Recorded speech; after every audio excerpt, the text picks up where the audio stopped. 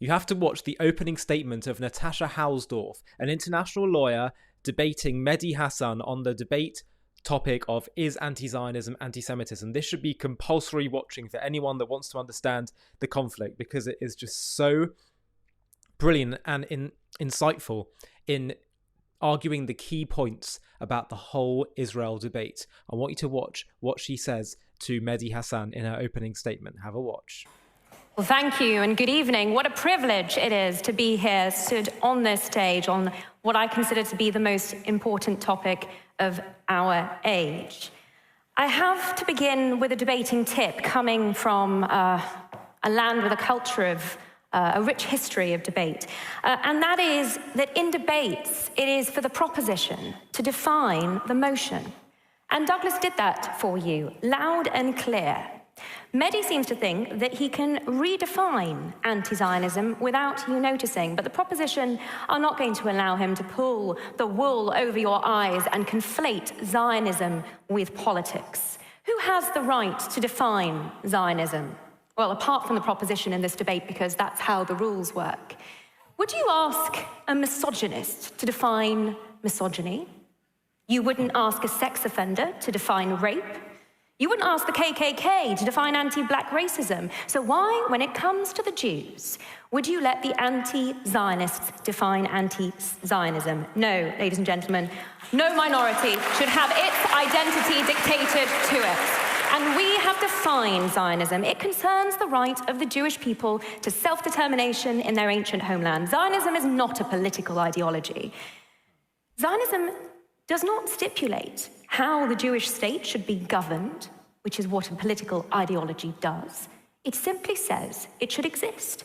It doesn't dictate borders or the makeup of population. It does not say that Israel should be socialist kibbutzim or capitalist startup nation.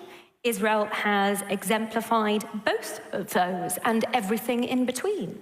This is not about political ideology. This debate is about racism and creating a double standard where you make an exception for the Jews. Now, you don't have to support Zionism, but if you are anti-Zionist, if you are against the Jews having a state, you are against the Jews. Mehdi Hasan is lying about what Zionism is, and in an attempt to win this debate and to provide cover for his own anti-Semitism, we usually hear a series of lies spewed by anti-Semites and anti-Zionists in an attempt to justify their anti-Zionism, and these are the modern blood libel. They are widely believed as the ancient blood libel, that Jews killed Christian children to use their blood for religious ritual, as widely believed and as false. I'm going to take you through 4 blood libels that anti-Zionists rely on. Number 1, the libel of colonialism. Israel is the ultimate decolonization success story. Against all odds, after Arab imperialism, Islamic conquest, and British colonialism, the Jews indigenous to Judea re-established Israel. My family lived under Ottoman and then British colonialism in Jerusalem long before Yasser Arafat, who was born in Cairo, created Palestinian national identity in the 60s. Number 2, the libel of ethnic cleansing.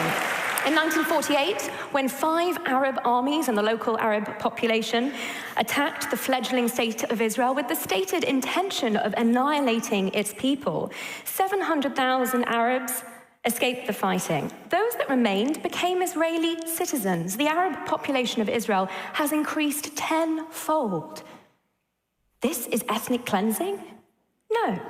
Ethnic cleansing is what happened to the Jews in 1948 when Jordan occupied the West Bank. Ethnic cleansing is what happened to 850,000 Jews expelled from Yemen, Algeria, Egypt, Morocco, Syria, Lebanon, and Iraq, where they'd lived for thousands of years. Ethnic cleansing left Arab countries Jew-free. Meanwhile, 2 million Arabs live in Israel today. Number 3, the libel of apartheid, because those Arabs that remained in Israel are now 20% of its population, the only free Arabs in the Middle East.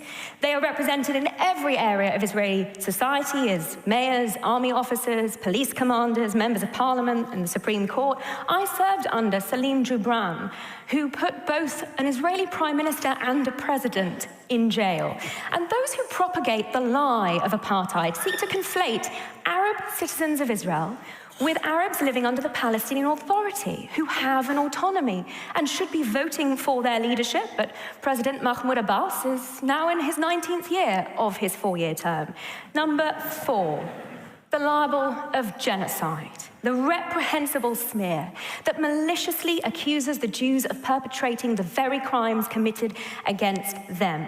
October 7 was the latest in a long history of genocidal acts by Arabs against Jews in the Middle East. The genocide libel inverts reality. Hamas has spent 16 years embedding its terror infrastructure in mosques, schools, hospitals, and every second house.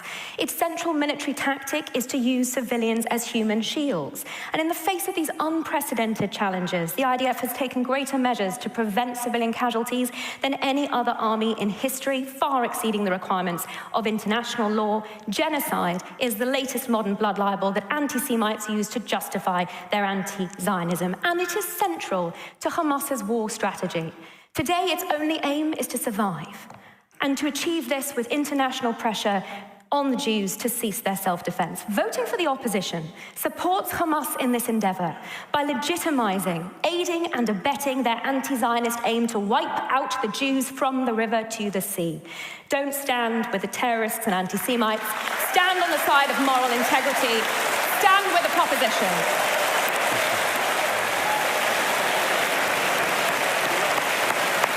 It's a great opening statement from Natasha. And what's so interesting is that aside from the fact that the land of Israel is the Jewish people's ancient homeland, and aside from the fact that there was no displacement of Arabs until surrounding Arab armies waged war on the Jewish state that was approved by the international community, aside from all those points, I do have to wonder, because Mehdi would say, yes, I abhor anti-Semitism, but I also abhor Zionism. And he talks about, look, we see anti-Semitism occurring in America with far-right shootings and all these things, and these things are terrible. So I would have to ask Mehdi, let's just forget those 2 points I made about the Jewish people's claim to the land. Do you think that the record of history shows that the Jews are safe when they don't have their own state? Obviously, the answer is no. So then what is your proposition to protect the Jews? And they have no answer.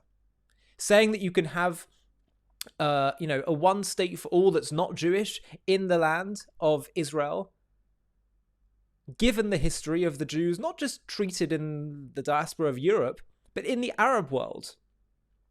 Study the history of the rapes, the pogroms, the murders that occurred in the Arab world in Israel prior to Israel's existence.